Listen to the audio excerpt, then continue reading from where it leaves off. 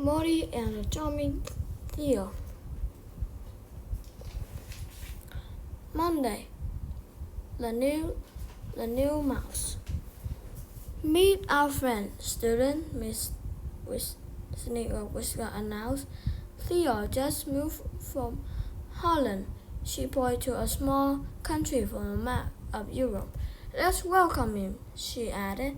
The new mouse said hello and took his seat. During recess, others should show Theo around and admit his soccer skill. Everyone was gathered around Theo except Morty, Ben, and Fred. They wanted you to be ignored. I don't see what's so weird about him anyway, Morty's noble. No worry, Fry replied. He may be the newest mouse, but we still the coolest. Morty and Ben agreed. Theo wouldn't be big new for long, Morty said. Tuesday with Theo. At afternoon recess, Morty, Ben, and Fred were the first one on the soccer field. They would always give the pick up the player. Theo arrived and started to judge with the soccer ball with his feet. He even balanced the ball on his head. The students crowded around with awe. Any team with Theo will be unbeatable, one man exclaimed. I want to be on Theo's team, said another. They formed team and started to play. Theo was as skilled as everyone thought. We can't complete with those moves, Fry roared when Leo scored another goal. When the bell rang, everyone headed back to the classroom. Morty overheard a few mics said, Theo is the coolest mouse in the whole school. Not if I can't help it, Morty thought. Wednesday without Leo. During gym class, Coleman announced, remember, you need permission slip to play in a soccer game at the school. Morty smoked and showed the slip he stolen from Theo's box to Ben and Fred. Theo won't be shown off at the game today, he whispered. Theo looked puzzled. When were the slips given out, he asked. You didn't get one? Morty snickered. Not too bad. He waved the slipper behind back at Fred and Ben tried not to burst out laughing. The school and the mice chattered about the game. We're going to run fast at Megaman on the field, Fred begged. Theo ear perked up. Did you play the new Mega Mouse video game? He asked. I'm on level 12. Morty, Ben, and Fred glared at Theo. We beat 12 ages ago, Morty stove.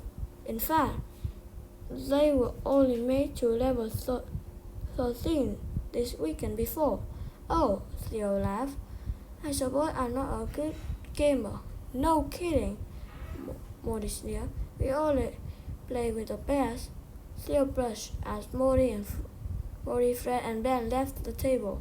Everyone scampered to the soccer field except Theo, who walked silently to the bus. Even Theo gone. The other was still talking about his skill. I need a way to everyone to see that he was a loser, Morty thought. It was no for trouble to make a plan. Stinky Tuesday. Morty got up early on Tuesday morning, reached in the fridge and grabbed a stinky chunk of forgotten cheese. It was green color and blanket sheets, purple spot at the branch of the first. Morty tucked it in his bag, scurried into the classroom before anyone else arrived. He scribbled a note, "Stinky lunch for Stinky Theo."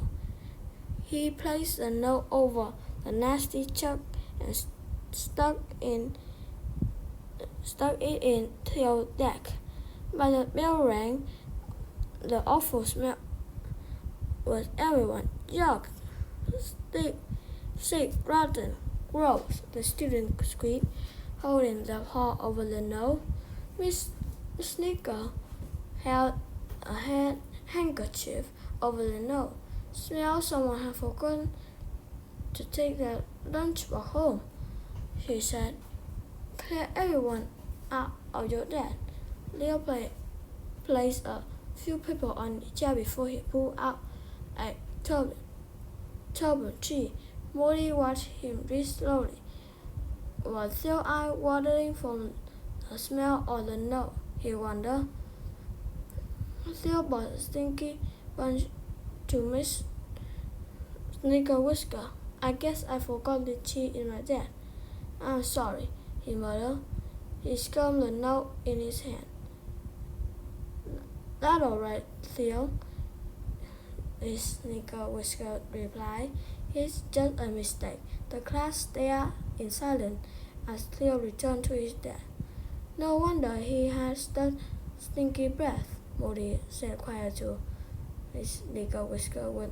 So Miss Sneaker Whisker wouldn't hear. The mice around him giggled, and Theo grew red with embarrassment. Morty was satisfied. No one like a smelly mouse, he thought with delight. Friend on Friday. The next morning before school, Mother called, "Morty, there's someone here for you." Morty gabbled into the door and saw Theo. "Good morning," Theo said nervously. "May I walk with you to school?" "I don't know. I have to meet Ben with Fred," Morty said as they started to leaving. Ben walk with him. "You're lucky you have a friend," Theo said with a sigh. "We moved a lot. I never had any for long." What a loser, Morty thought, but he couldn't help himself feel a little guilty about picking on Theo. "I know you put the cheese in my deck," Theo said. "Why didn't you tell me?" Morty asked. Theo took a soccer ball out of his backpack. It started kicking it as they walked. "You don't like me," he said, "but I don't understand why. I wanted to be your friend because it seems if we enjoy something. If you don't want to be my friend, that's cool, but I hope we can at least be nice to each other." Morty felt awful. He had no reason to dislike Theo. Among with jam and sorghum, Morty realized that Theo was equally him a meal. He was forgiving. Theo knew how to be friends. Morty remembered when he was young and his mother talked about being green with Elvin. He told him that jealous is bad feeling and hurt everyone. That Morty remembered was green and a word that sounded like jelly. And Morty finally realized he couldn't stand Leo. Morty was buried in slimy green jelly. Morty looked down in his face. "I was really mean to you," he admitted. "I shouldn't have been. You're not so bad." He patted on Theo on the back. "It's okay," he said. "So we're good." "Real good," Morty agreed. By Saturday, Morty, Ben, and Fred Morty, Morty, Ben, Fred, and Leo.